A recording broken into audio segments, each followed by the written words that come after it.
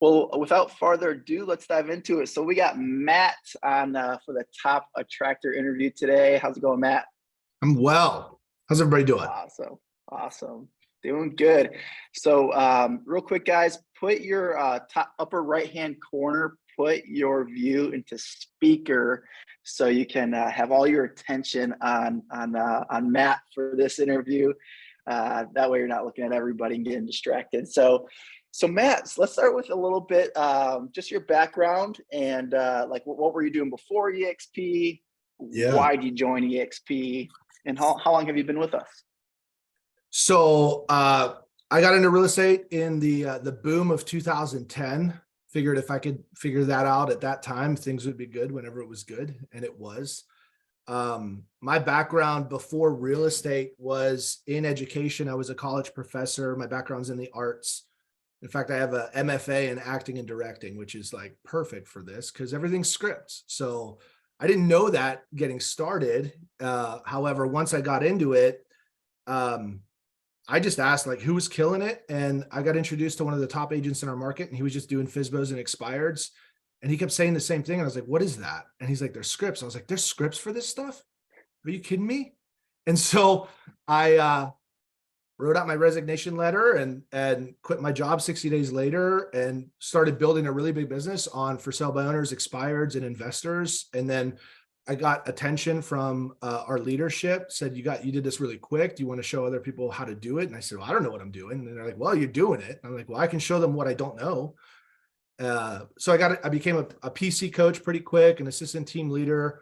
And then within the first 3-4 years, had the opportunity to step into the team leader role in our market center, and found out that I was really good at recruiting and coaching and training agents. And so I took that office and brought it up into the top 5 in our MLS. And then I transferred over to another office. And that first office, I think I hired 103 agents that first year. The next office, I did 138 agents the next year after that. And then I became a national coach and trainer. And loved that life and that dream, and did that for about 3-4 years. Had the opportunity to coach thousands of agents across the country, which was just absolute dream job. And then COVID happened and pulled us all off the road, and got approached again to step back into leadership, which I did not want to do. However, one of the times I was going out to meet and have the conversation around the opportunity, my daughters jumped up from behind the couch and they said, what day are you going to be back? And that froze me. And I'm like, what do you mean, what day? I'm like, I'm just going to this meeting. And they're like, oh, because for the last 4 years, I'd be gone 3-4 nights a week. And I didn't realize how much it like affected them until that one moment. And I was like, shoot, I'm taking this job. So when I got there, I said, if I'm going to do this, I'm going to crush it. I'm going to really do this. And so I jumped into that role and then hired 178 agents that year. We grew from 368 agents to 389 agents to 460. We did a net 72, was the number 1 recruiter in our region, was in the top 20 out of 832 offices, got to speak on stage in front of thousands, and then go. As soon as I got off stage, it was like one of those moments. I was walking back from the green room into the audience and all I could hear was footsteps, because I was by myself. I had just hit all the goals I wanted to hit. And there I was back to 0. And my net recruiting didn't change my net worth. And I'd begun the conversations with some top teams, top leaders in the group at that time. And, I'd been at this other company for 12 years and I never thought I'd ever leave. Until everything shifted, everything changed, and like the carrot moved, the goalposts were moved, and I realized that my unique skill set wasn't truly being capitalized, or at least I wasn't getting I wasn't getting the share of my efforts, if you will, right? Yeah. Pun intended. So it took me about 6 months to make the move because I was really connected in the community. If you would have asked anybody in our metro, I'm here in Kansas City, I was the last person that was ever going to leave. I was unrecruitable until I was. And so that's something I want to leave with this group. There is no one in your market that is untouchable. Yeah. Because I was, Yeah. and here I am. Yeah, we see that time and time again. The unrecruitable becomes recruitable when their gates open. Yeah. So, we were having some great conversations with several really great leaders in the company, and we got aligned with Blake and Joe and Joey and those guys exceeding expectations in Minnesota. And it was one of the best things that has happened in my career, right? Like finally getting together with some running mates that are going in the same direction, in alignment, where we're not like, no one's pulling anyone. We're constantly pushing, and it's fun, right? Yeah. Like if I've got to turn around to like make sure you're keeping up, you're in the wrong Peloton, right? Like we're moving. You're either with us or you're watching us, right? So that's been a blast. That's been a blast. So yeah, I've been here now. It'll be 14 months on the 18th. So I came over April 18th, 2022, and I had a really nasty non-compete, non-solicitation that caused me to kind of really have to play it small. So we only attracted 60. My partner and I came over, and we had our vision was twofold. She was going to focus on production. I was going to focus on coaching and recruiting. And 60 small. Yeah, that is a joke. However, that was truly inbound. That was all inbound. We did very little outbound because we were really working on developing and creating our value proposition for the model out here. And the way that we did that was through events and co-ops and production. So there's nothing more attractive than production, and there's nothing that top producers want to be a part of more than events. So in order for us to get into relationships with top producers that we haven't done deals with, we created events to feature them and provided massive value to the community. So the community was seeing us as people that were doing things and giving back at a high level. It created a lot of curiosity, and then it gave us a unique opportunity to get into relationship with these top producers and really come from contribution and like a collaboration and a partnership, if you will, right? So we do an event probably every quarter, either here in Kansas City or in St. Louis or Minnesota. We'll travel around and do it, because that's the beauty of where we're at, is like we're not limited by borders or geographic regions or MLSs, right? Like value is value. It's universal, and there's no limits. And I love that about this. Yeah, that's a great mindset. Nothing's more attractive than production, and top producers love events. They love to participate. They love to get on stage, be on panels, speak. Yeah. So talk a little bit about your event strategy. Are you doing small masterminds, big events? What's that look like? I mean, I don't know. I would consider them medium events, because all the events that I've gone to are 7,000, 11,000. So we do anywhere from like 80 to 150 agents at a time in an event. We'll get a space. We'll do like, it's not quite a full day. Like our cadence that we've developed is like from 10 to 2. And we'll do 2 keynotes in the morning with a sponsored lunch. And then we'll do a panel in the afternoon with Q&As. And so we've developed that just kind of over some trial and error. And the 10 to 2 works really well, because nobody can say, well, I've got to drop kids off. I can't do this. You can handle your business in the morning. You can drop the kids off. You get in from 10, we're going to feed you. And then you're going to stay for the highlight, which is the producers. Right. And then afterwards, we'll get a sponsor to do a happy hour mastermind after. And that, that's well attended as well. And we're done at 2. So again, no one says, well, I can't stay because I got to pick up my kids, or I've got to do, right. So even if you got business, you could do showings in the afternoon. You can make your calls in the morning. You can come to our event, and even the top producers love it because they got stuff to do.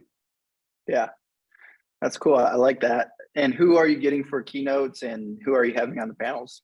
So that's where we highlight we use our events as a platform to highlight the people in our RevShare family, to give them an opportunity to grow, right?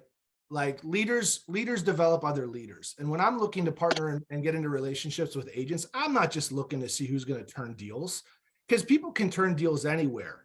This platform gives us an opportunity to really create a career by design, right? And if you've always had a dream to speak or a dream to coach, well, that's what we want to develop.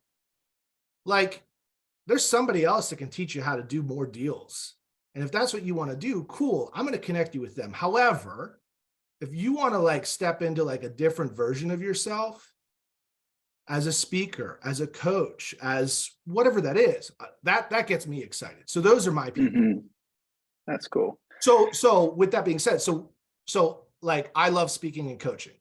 This is the kind of stuff like I absolutely live for. I was talking to Blake earlier this morning. I was like, what should I talk about? And Blake's like, just talk, just tell your story. And he's like, are you nervous? And I was like, no, bro, I'm so excited. I have to ask what to say so I don't say something stupid, because I'm not nervous. Like I'm liable to say anything. So I've got a lot of content. I've got a lot of stuff that I love to share and speak and teach about. My whole background is on performance and mindset. Everything else after that is easy. The hard stuff's the deep stuff, right? The inner work. Right? The inner work then develops the outer work. The outer work without the inner work falls apart. So that's the kind of stuff I love to do. And then we create and give opportunity for other people in our organization to step in and do another keynote. Or one of the events that we had, one of our top recruits in the area is part of Arate Syndicate. And so I said, if you want, and she wanted to create a women's leadership event. And I'm like, perfect. How can we support you? And she's like, well, I'd love to get some really great people. I was like, who could you invite that would be an absolute showstopper? And she just thought, and she's like, well, I know Emily Frisella, Andy Frisella's wife from 75 Hard. And I was like, ask her. She did. And she said yes. And she did it for free. That's awesome. So we had Emily Frisella, we had Jillian Tedesco, we had Rochelle from K-Build in St. Louis. Like, we had these massive speakers come in.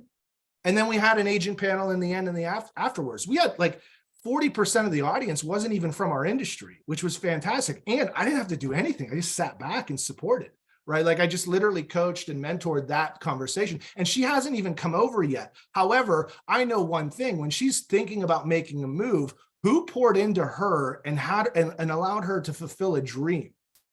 Yeah. Like that, right? There's not a split that can talk to that. There's not a office that can talk to that, right? Like, this is experiential and exponential through relationships. Yeah, that's amazing. So I think events still to this day is the best way to build your rev share organization, especially at a local level for any agent. And you can be a small event, can be a medium event, a big event, whatever. That's really how initially we were building in the Carolinas, and Bill Price and a bunch of others are still leading that charge with events. So they're still happening at a high level in my organization. What would be just a good way for someone to get started with events that maybe has no experience? And then should they charge for events? Should the event be free? That's a question I get a lot. Love it. These are great questions. So if you've never done an event, the best way to be the event is be the MC. Right? Like, if you're not a speaker and you don't have content, great. Guess what? There are so many agents out there that have a passion and a desire to share, to teach, to do something. And here's the thing: if you've had any challenges reaching out to top producers, it's because you're not really coming up with value. You're not truly like really connecting with them on a beyond a transactional basis. However, if you're like, hey, listen, I'm working on a project. Here's the script, guys. So here would be the call. If I call AJ and I'm like, so ring. Hello, AJ. Hey AJ, listen, my name is Matt Lewczenko. I don't know if we've really formally had a chance to meet. However, I've been watching your career here for quite a long time. And I've always wanted to reach out to you and say hello. How are you, man? Doing good. Listen, I am working on a project, and do you just have 2 seconds for me to kind of have a quick conversation about this project I'm working on? Sure. We are working on putting on an event here in a couple months that features top producers and agents and team leaders like yourself that are just crushing it. And I was curious, is there anything that you're super passionate to speak on, or do you feel like there's any kind of like secret sauce that you have for your team that like you'd want to share with the community, and just kind of, we want to highlight and feature you in this event, and was curious if you want to learn more.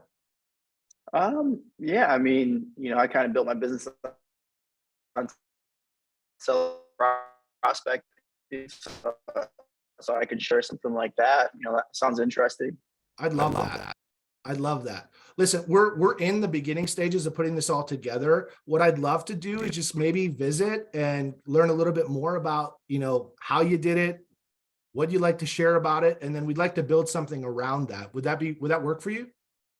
Sure. Yeah, I'm open to chatting more about it. Cool. Cool. And so then we would set up an opportunity and time to follow. Yeah, right. That's cool. Guys, you can call the biggest agent in the community. And here's the thing. If they're not into that, guess what? That's cool. They're not my people. Yeah. Right. Yeah. This is a litmus test for culture. Yeah. Yeah. I mean, I would think that you'd have a very high success rate of sitting down with these top producers and sharing what you're doing and getting them to speak. I mean, looking back to when I was producing, I can't imagine really turning down any opportunity to speak locally. It takes a little bit of your time. It's when you are a top producer, a lot of times you like the recognition, you like to share, you like to network. And man, what a great way to get in a relationship with these people. If you're a newer agent, a lower producing agent, and you're nervous, like, what value can I add? I'm too afraid to call. Well, you just got to get the confidence to reach out to these people, which, if you're going to succeed at this, you gotta have the confidence to start doing it, and using a simple script like that. Yeah. And practicing it ahead of time so you know what you're going to say, so that confidence comes through. Man, I think that would be a crushing strategy. Very 100%. cool. So yeah, I haven't had a lot of people say no. And right now, the number one person that's saying yes for us is the independent broker owner. We're featuring our indies in our communities right now. Yeah, that's cool. And because like, why get one when you can get 15? Yeah. Right. So that's the strategy that we're doing that. So I would be reaching out for someone who has content. And if they don't have content, then I'm going to make sure I fill that panel up. Right. The second question that you asked is, do you charge? So number one, we zero cost base this through sponsorships. So we have vendor sponsorships that cover the cost of the event space, they cover the cost of lunch, and they cover the cost of the happy hour. So it's a zero cost when we do that. And yet we still charge for admission. But we don't charge a lot. We charge $23 for 2023. And the way that we pitch it is keynotes, panels, full day training, lunch, and happy hour for $23. Are you kidding me? Right. Like, and here's the thing. Here's why. A free event has a 50% no-show. When you charge 23, it's a 92% show rate. So if you're bringing in food, the worst thing that you can do, if you've got expenses on the line, the worst thing you can do is have a free event. $23, $17, whatever it is, charge something, you're getting a show rate. Now, anyone on a panel, they get a promo code. Them and their team gets to come for free.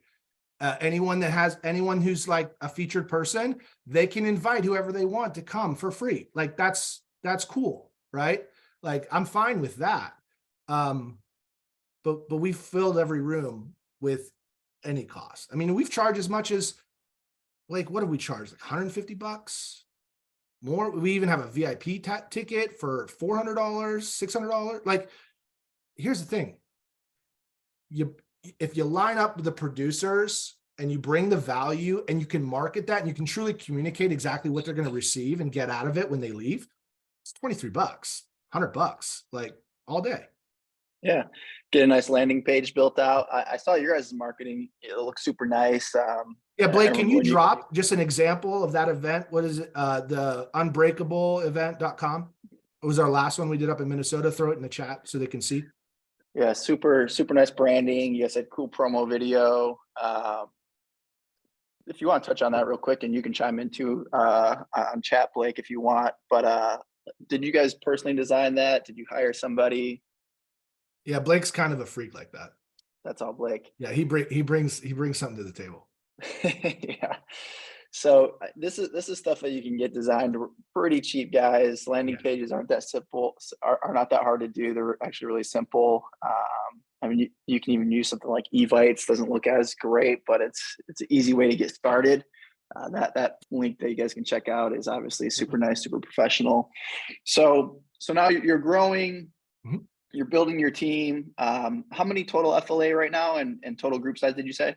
So when we started out, we had a partnership, and so we had split up our FLAs in a specific way. So I have 11, and then there was 23 in my partner's line. So we had brought in about 33 FLAs, and the rest were Okay. brought in from the rest of the organization. Okay, cool. And the total group size, did you say it was 60? Yeah, so it's bouncing right now. Sometimes it's 63, now it's 58. Yeah. It's doing its thing right now. Yeah, that's the market right now. It's Yeah. at this level, once you get to the point where you do have 50 plus, we always say if you get to 50, you get to 500, 500 get to 1,000. But once you start building this out, as you know, because you have so much experience growing brokerages or market centers specifically, we're in the brokerage business. We're going to deal with the ebbs and flows of the market. We're going to have retention issues in our organizations. We're going to have we're always looking at what's the net, how much are we growing by, how many are we losing, because we're running brokerages without the massive labor requirement it takes to run them, because eXp is providing that without the overhead, without the financial expense and liability, without the legal liability. It's like really the best opportunity ever. Yeah. I love what you said. I was recruiting, but I was essentially building someone else's net worth because it wasn't impacting my bottom line.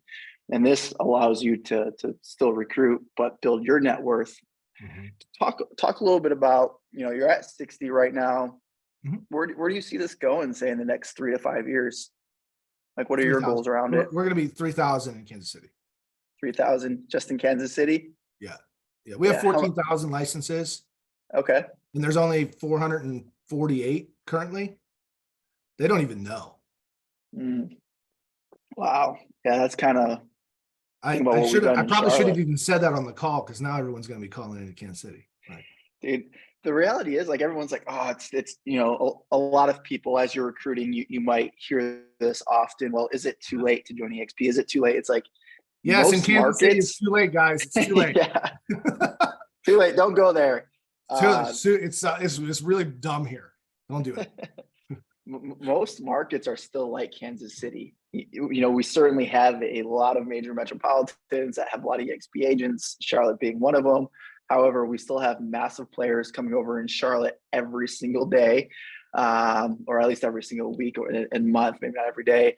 But most markets are like Kansas City. They're still very underdeveloped for eXp. I just saw on Facebook this morning, this guy, Kathy knows who he is, Tom Bramhall, has a big media company in Charlotte, very well connected, and he just joined eXp. And he was someone that said he never would, but he sees the value of it now. And that's in a city specifically that, seriously, for the last 5 years, people have said it's too saturated.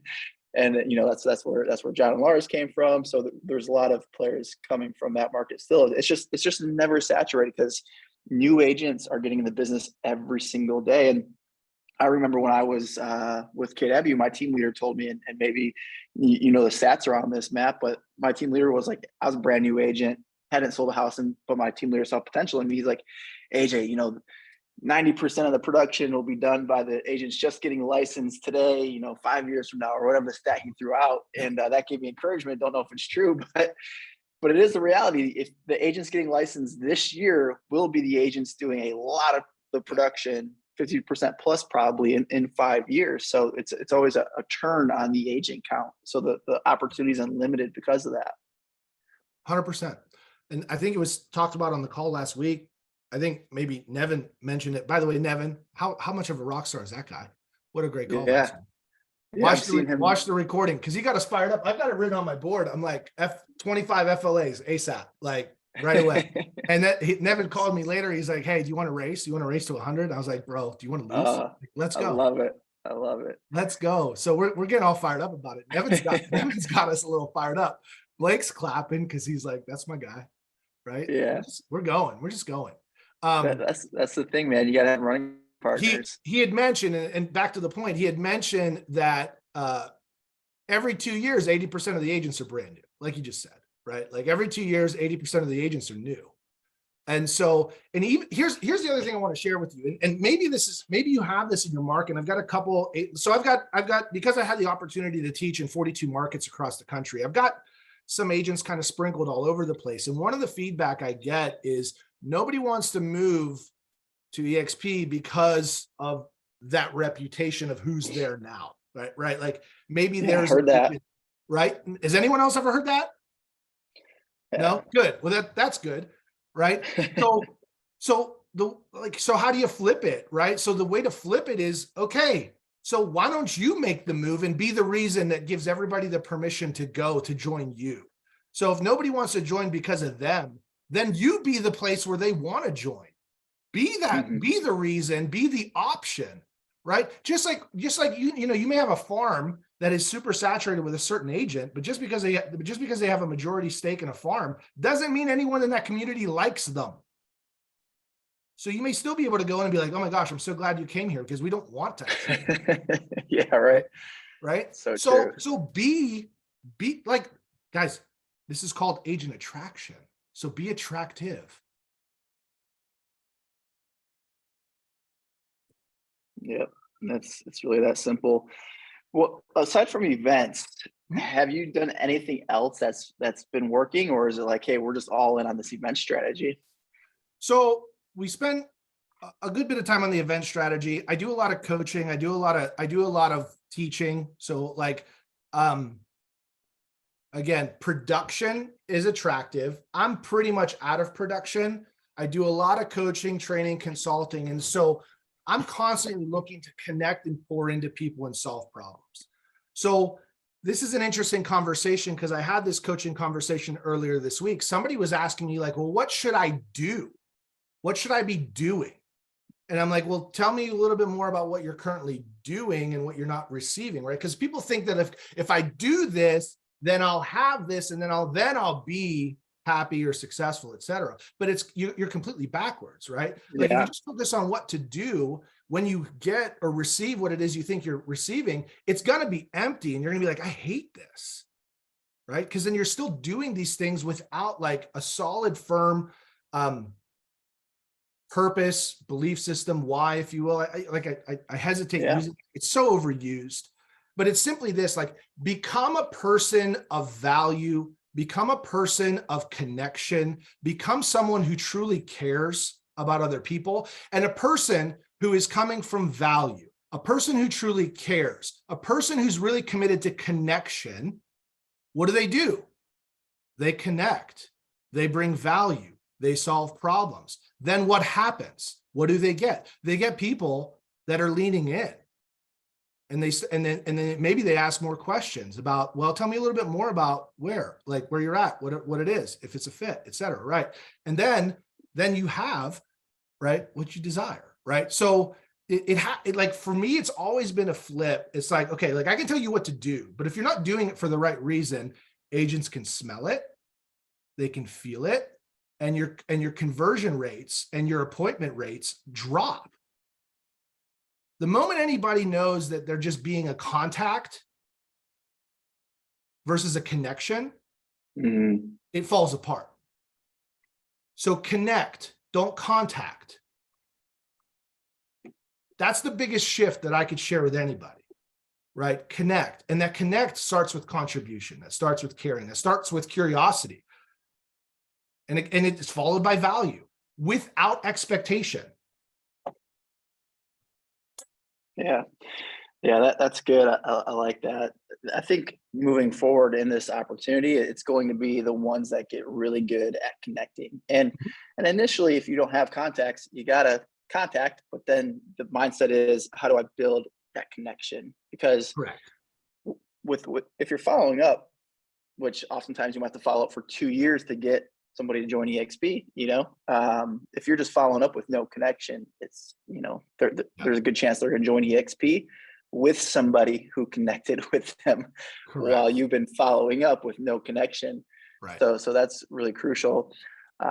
That's good stuff, man. So if you guys have questions, feel free to put them in the chat. I think there was a or you can come question a little higher up. Matt was asking about the sponsors and the money. Yeah. So when we ask for sponsorships, we're asking them to sponsor the event. We don't say what it's for. And if we receive ticket sales from it, we're not reimbursing anybody. It may go towards something else to add more value to the event. So if we need a videographer, or maybe there's a speaker that requires a certain fee that's outside of our industry, or something else, right? Question, yeah, videographer. Like sometimes we'll have a videographer. If we have a videographer, we'll then offer the raw files to all the speakers as another value add. So things of that nature. And if you really want to plus it, well, cool. Then if there is any proceeds from the event, partner with a local charity, partner with something that you're really passionate about, and then make an event about that. And then make the event about also this event, all proceeds are going towards it. If you don't know about this organization, et cetera. The last event that we did, what did we, Blake? I think we raised $10,000 for Realtors Against Traffic. That's awesome. Yeah. Yeah. Put that Outside link in the of the chat event. too, Blake. Yeah, that's a great charity. I support them as well. Tommy, Yeah. The videographer thing's gold. That's such a good thing that you can add into your script too. Hey, we're gonna have a videographer there. You can use. We'll send you the raw files. You can use for your social media. Yeah. Like that will get any top producer to show up. They're like, okay, so now I'm gonna have professional video of me speaking on stage that I can use on my social media. Okay, that's awesome. Let's do that. And it's great promotion for your event. Mm-hmm. Like as soon as it happens, but also for your next event to keep promoting it. I think what you're doing with the quarterly events is really the key to it. You're not just doing one event. You're like, how can we keep doing these and make it a system? And that's really what allowed us to build strong in Charlotte, was doing events on a consistent basis. That's the key to it. Running from event to event is also really important for your organization to start growing. Obviously, some of you might be thinking, oh, well, Matt's been a real estate coach. Matt's helped grow offices. So that's his advantage in attraction. And of course, that is an advantage. He's built that skill set over time. So he does come to this opportunity with a skill set pre-built that he's continuing to expand on. So for your organization underneath of you, this makes it so easy for them to attract, because now they're just attracting to something of value that already exists. So if you're in a position to take this on, you can start to lead your local agents with this philosophy or strategy. Just allow them to recruit from event to event, because we always got to be thinking, what duplicates, and allowing agents to invite to something like this is an easy way for them, for the average agent, to not take a lot of time, not to have to have a high skill set to win at this. That's why local lunch and learns events are, in my opinion, really important, because it gives everyone an opportunity to recruit with value. Have you done anything purposeful when an event's coming up to really rally the troops and be like, hey guys, we're going to do a call night, or hey, everyone make at least 10 contacts or 10 connects? And that. Yeah, so we will, so we'll help all of our agents, pull up your last few transactions, start there. We're going to invite all of our co-ops to this event. And depending on where we're at already with registrations, we may offer a promo code for our agents to get people in, right? Just to make it like super easy. And the script to that is not, hey, come to this event, it's free. The script for your agents is, hey, I'm paying for your ticket. Can you come? That's a different thing, because that creates obligation and it's a value. Like, hey, I respect you. I love the way we did our transaction. We're having this event. Can you come? I will pay for your ticket. Yeah. Lunch That's good. and happy hours included. Yeah. That's good. Kathy asked, are you promoting the individual speakers leading up to the event individually or as a group? So Blake, so everybody gets like their own little bio page, and then there's like a cadence of social media blasts, stories, and reels that we put together that Blake and Joe and Joey and have, like, they're really good at that stuff. Like Awesome. we use Basecamp, and they drop in the marketing into Basecamp, and they say, all right, it's Tuesday, we're doing this one. All right, Thursday, put this one here, here, here. Here's the tags. Here's the content. Like, I'm like, oh, this is easy. This is professional. Yeah, Basecamp's project management system. For those of you guys that don't know, you could use something like Dropbox as well if you want to keep it super simple. Glenda, thank you for summarizing Matt's script. If you guys scroll up a little bit, copy and paste Glenda's nugget 5 steps that she has, and say that somewhere. But because once this call ends, that chat's gonna be gone. So that's a great outline to what Matt's talking about. Do you guys offer, or here's a good question by Glenda that I wanted to ask. What does your call to action look like at the end of your events, if you have one? So yeah, great question. All the speakers, we ask them, like, if you've got social contacts and anyone wants to reach out and learn more, they can, right? I'm a coach. I'm an active coach. I coach. So if I present any content, if at the end of it, I just simply say, hey, if any of this resonated with you and you really wanted to explore this further, reach out to me and let's have a conversation. That's it. And like, they're real soft opportunities to connect and visit. So back to the comment section, if any of this resonated then and you'd like to explore this further, reach out to me. We can have a conversation. Cool. Another good way to do it, guys, if you're doing this, I saw this firsthand probably 4 years ago at an event. And so they did 2 hours of value, I believe it was. They said, hey, the event's officially over, and started clapping. Everyone started clapping. And then they said, hey, now we're going to serve lunch. It's in the lobby. If you want to go grab your box lunch, it's from Chick-fil-A, go grab it. And then we're going to talk about why we decided to partner with eXp.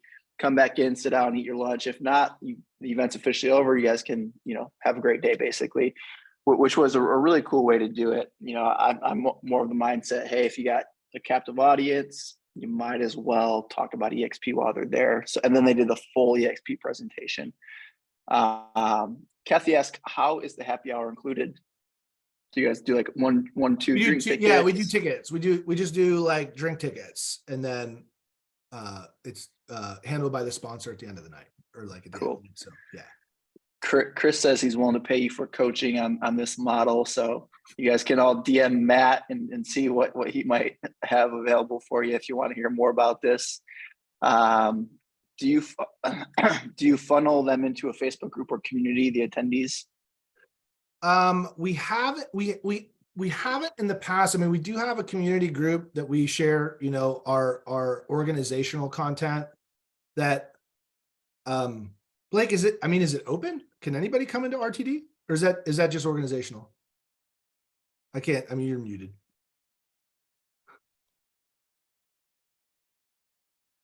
I don't know. Organization.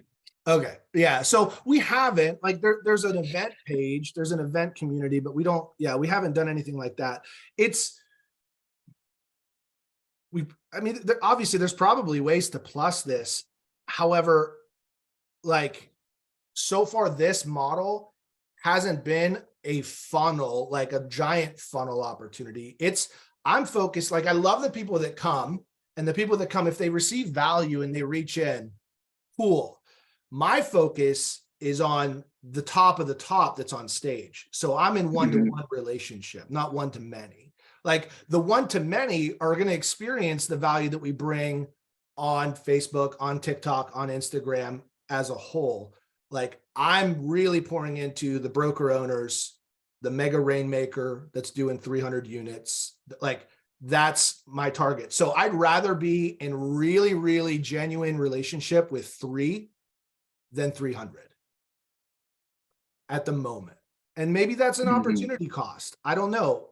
For me, that's my focus right now, is on the heavies, so that the rest of everything else gets taken care of. Yeah, I think that makes a lot of sense. And I'm just thinking, as we're talking, it'd be really cool to offer something at the end where it's just like, hey, if you guys want to continue what we talked about here, we're doing a live webinar next week, or go to this link, or hey, we're doing a private Facebook mastermind community, go to this link, and they're able to do like a QR code on the stage. And then that's the one-to-many so you still get them. And then on that webinar, you can promote eXp at the end of some free value. That way you're not polluting those relationships, if you want to call it that, that you're establishing with the speakers from other brokerages. So just that could, yeah, so a note on that, right? Like, so everyone's a little sensitive to the eXp thing, right? And so we've been really purposeful on that. A lot of our events, there's no brand talk at all. It's completely brand agnostic. And we've had several like bigger leaders go, "Hey, thank you. That was amazing." And, because X, Y, and Z. Now we did one of our first events, we did have a lunch and then a breakaway into a model conversation. And that went well. And that went well. But we get quite a bit of feedback, and we actually have more interested conversations from top producers when we don't speak about it at all. It's almost like, well, why aren't you talking about it? Well, if you want to talk about it, let's talk about it. Yeah. Have you guys done any straight just eXp lunch and learns yet, where it's just, hey, come grab lunch and hear about your eXp? I haven't personally, no. Yeah. We crushed it like that for a long time in Charlotte. So something to look at. I mean, I think Charlotte was probably, I don't have these stats verified, but being with the company for 7 years, I don't think any region's grown faster than the Charlotte region, probably ever. Maybe Texas, probably Texas, just because some of those guys got started a little bit earlier than we did in Charlotte. But and we just hit like 5 to 7 lunch and learns every week, just eXp. That's it. So might want to try that a little bit, just because you guys are like in the same spot that we were in Charlotte like 6-7 years ago. Man, you're like prime time, same amount of agents in the Charlotte MLS. We have about 14,000 agents. I think might be maybe 12 now. It was 10 when we started. Kathy, do you know how many agents are in Charlotte now? eXp agents? I don't. It's got to be around. It's got to be a few thousand in the Charlotte I think MLS. it's over 3. eXp. Yeah. I think it's over 3,000. And Yeah. for the state. For the state. Okay. Yeah. Yeah. Glenda, we just did eXp lunch and learns every week, same location, same time. And it was just, hey, come grab lunch and hear about eXp. So that's all it was. It's super simple. Well, good stuff, Matt. So what can you leave? One last thing that you would leave for attractors looking to just get started, re-engage with the opportunity, maybe something inspirational, something tactical, whatever way you want to take it. Gosh,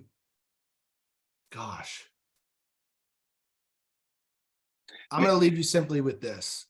Life moves at the speed of your relationships. That's it. Yeah. Life moves at the speed of your relationships. That's good.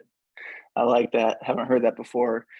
I love what you said too, man, just about how, your daughters popped up behind the couch and were like, what day you get home? To me, that's what this is all about. Like, so many agents, you were actually traveling, but most agents are in their local markets, but just, hey, Dad, when are you going to be actually here for dinner with us? When are you going to be at soccer practice? When are you not going to be at open houses all weekend long? So even if you're not, a national coach traveling everywhere, I think every agent can relate to that, knowing that they're missing out on their kids' childhoods. And this is what this opportunity does. It buys you back your time so you can invest it where it really matters. It's just the fact, when we're all laying on our deathbed, we're never going to be wishing we had worked more. That is not, I should read the book. What is the top 7 regrets of the dying or whatever it is? If someone has a link to that book or the title of it, put it in because I want to read it. Yeah, but Bonnie Ware is the author. Bonnie Ware. Yeah. And wishing they had worked more is not in the book. I know that. I know that's not in there. So this was awesome, Matt. Tons of great. My pleasure, guys. Thank you so much for the opportunity to visit, and would love to connect with anybody who's got questions. Cool, man. Well, when you get to 100 in the next couple of months, let's get you back on and talk about it some more. Okay. Oh, you'll hear about it because I'll make sure Nevin tells you about it. And we'll have you back on. Right on, guys. Thank you. Cool. See you, man.